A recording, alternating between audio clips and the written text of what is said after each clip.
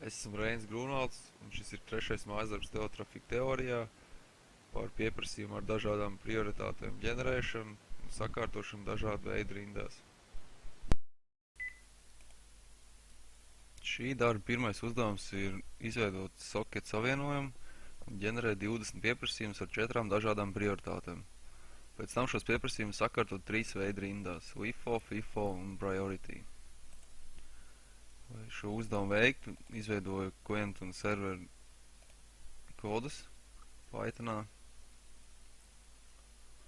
kas mums ģenerēs šos 20 pieprasījumus un sakārtos tos attiecīgās rindās.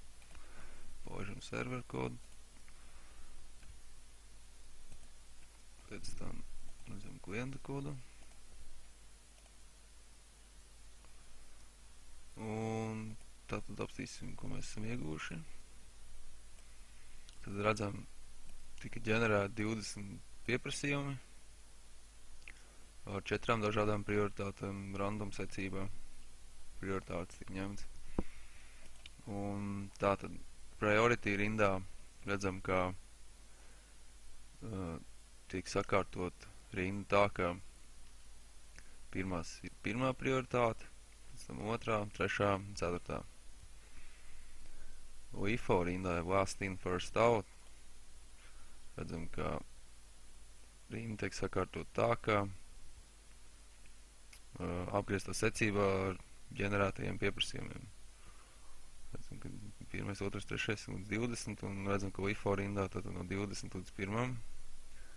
Un FIFO, first in, first out, vienkārši kā tika ģenerēti pieprasījumi, tā arī viņi tika sakārtot rindā.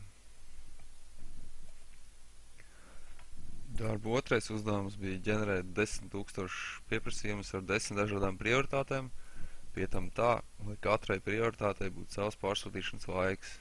Tātad pirmai prioritātei 1 sekunde, otrajai 2 sekundes un tā tālāk līdz 10 sekundi.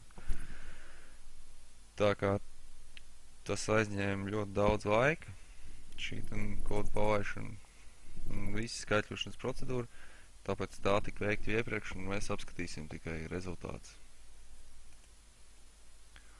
Tad šeit mēs redzam rezultātus un redzams, ka pie mazāk rindas garuma, piemēram, 50